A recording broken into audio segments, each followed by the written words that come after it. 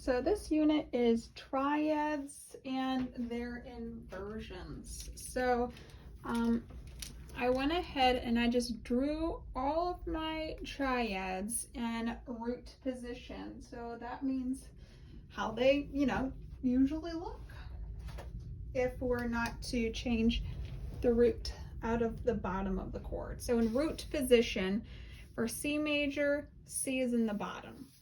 And we can visually see that it's in root position because if the bottom note is a line note, then the third and the fifth are on the next direct line notes. If the bottom or the root is a space note, then the third and the fifth are on the next direct space notes. When we invert or we flip a note, we're going to change what is now on the bottom of the chord.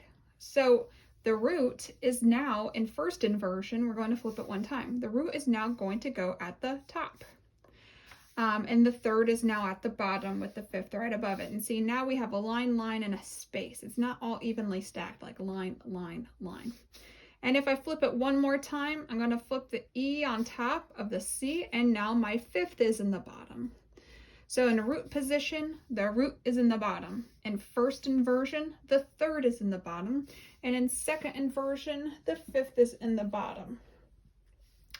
So that's what we're going to be doing with these. So I have C major, and I'm going to flip my C up an octave, and then keep my E and my G right where they were. Now, if you're a visual person, this is your root. So we can see where that root changes to. Now in second inversion, we're going to flip the third. And now our fifth is in the bottom. So our C is still right here. So we're just flipping notes. We're changing what note is on the bottom. So in G, this is root position, G, B, D. First inversion, I'm going to flip it so the G is now on top, and I have my B and my D. My third is in the bottom. My second inversion, I'm going to flip the third up an octave. Now my fifth is on the bottom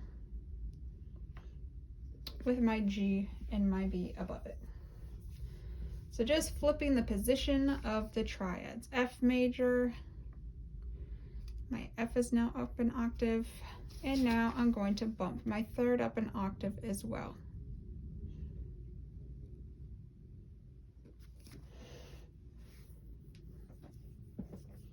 Now D major, I have my F sharp in the bottom, my D is up an octave, and now I'm going to flip the F sharp on top as well.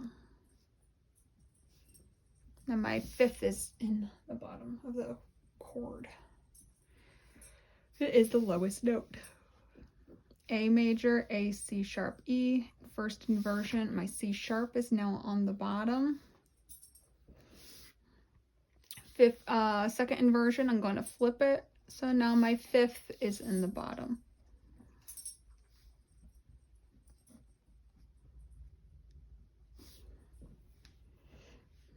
And E major, E, G sharp, B. My G sharp is now at the lowest note of the triad. B, my E is on top. And I'm going to flip it one more time for second inversion.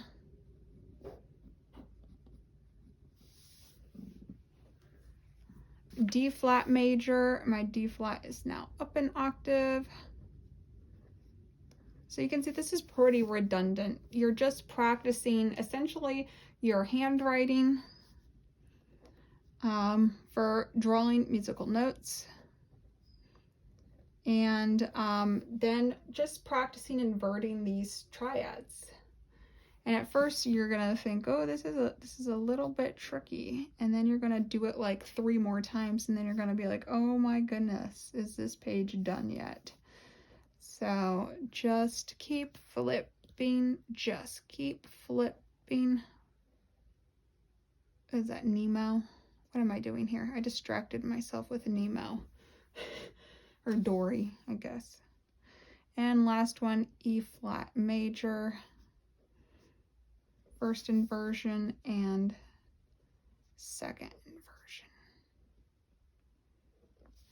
So all evenly stacked.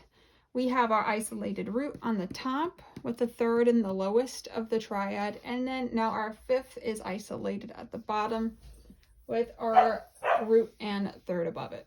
Okay, I hope this was easy. I think it's pretty easy and straightforward. So inversions, we're just inverting, we're flipping. Okay, and that's it for Unit 10.